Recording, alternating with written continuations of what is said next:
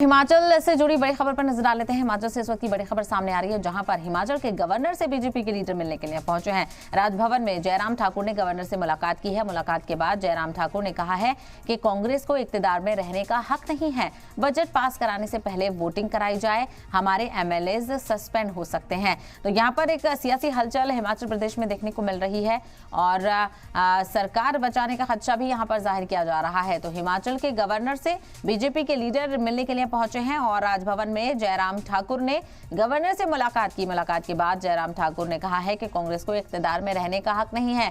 Budget pass कराने से पहले वोटिंग हो और यहां पर जो मेजॉरिटी का दावा है वो एक बार साबित करना होगा। हमारे एमएलए को सस्पेंड किया जा सकता है, हमारे एमएलए सस्पेंड हो सकते हैं। जयराम ठाकुर ने इस बात का खदशा गवर्नर के पास जाकर जाहिर किया है। तो दूसरी तरफ राज्यसभा के लिए कल वोटिंग हुई थी एक सीट पर और बहुमत होने के बावजूद भी कांग्रेस ये सीट हार गई और ये सीट कांग्रेस के हाथ से फिसल गई।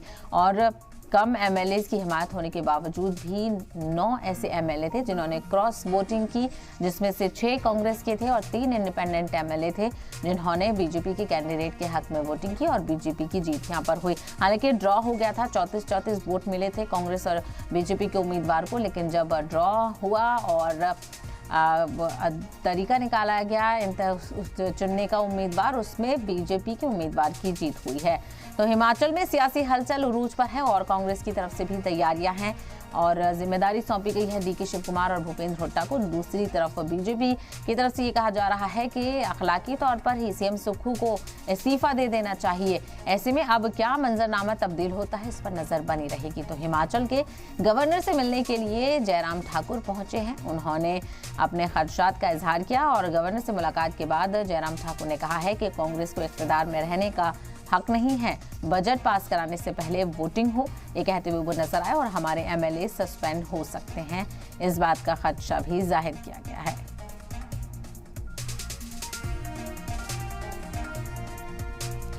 तो हिमाचल में सियासी हलचल उरूज पर है। आपको बताते चलें कल राज्यसभा चुनाव के लिए हुई वोटिंग के बाद जिस तरह से नतीजे सामने आए हैं, उससे कहीं ना कहीं जो सुगबुगाहट है वो तेज हो गई है और हिमाचल के गवर्नर से मिलने के लिए बीजेपी लीडर पहुंचे। राजभवन में जयराम ठाकुर ने गवर्नर से मुलाकात की और मुलाकात के बाद कहा है कि कांग्रेस को इख्तियार में रहने का हक नहीं है। तो क्या यहां पर जो इख्तियार है वो तब्दील होने के कयास यहां पर लगाए जा रहे हैं?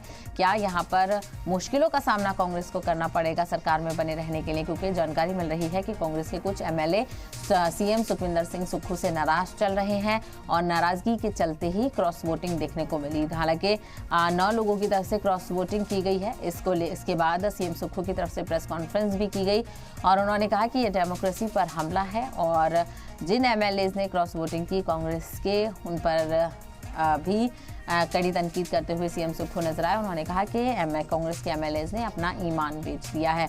तो दूसरी तरफ कुछ आज़ाद उम्मीदवारों ने भी बीजेपी के हक में वोट किया और कई एमएलएज के बीजेपी से राब्ता होने की बात भी कराई गई। और इसको लेकर अभिषेक मनु सिंघवी और सुखविंदर सिंह सुक्खू का बयान भी सामने आया है, ये सुनिए। जब भी कोई पार्टी 25 और 43 के आंकड़े या इक्वेशन में 25 वाली पार्टी 43 वाले के विरुद्ध उम्मीदवार खड़ा करती है तो उसका सिर्फ एक और एक ही संदेश हो सकता है। और मैं हर्ष महाजन जी की बात नहीं कर रहा हूँ, मैं इस चुनाव की बात नहीं कर रहा हूँ, मैं एक सिद्धांत की बात कर रहा हूँ। वो संदेश है कि हम बेशर्मी से वो करेंगे जो कानून में अनुमति जिसकी नहीं है। अगर आप समझते हैं कि एक व्यक्ति या 2 व्यक्ति या 9 व्यक्ति अचानक एक नई नीति, एक नई सोच, एक नई आइडियोलॉजी के अंतर्गत कल रात के डिनर और आज सुबह के नाश्ते के बाद बदल गए हैं, तो मैं समझता हूँ कि हम सब, जो अंग्रेजी में कहावत है, एक फूल्स पैराडाइज पे रहते हैं। जो विधायक चुनकर कांग्रेस के चुनाव चिन्ह पर आया, 6 जो उम्मीदवार चुनकर आए जिन्होंने अपना ईमान ही बेच दिया, वो भारतीय जनता पार्टी को उनके क्षेत्रों में हरा कर आए हैं और यहाँ आकर वो पार्टी की जो अधिकृत उम्मीदवार हैं, वरिष्ठ अधिवक्ता हमारे प्रसिद्ध अधिवक्ता, हिंदुस्तान के सबसे लीडिंग लॉयर, उनके खिलाफ उन्होंने वोट दिया, तो क्या लगता है आपको कि वो नाराज़गी का वोट था? वो तो एक ही चीज़ का वोट होता है जिसकी जानकारी आपको मेरे से ज़्यादा होगी।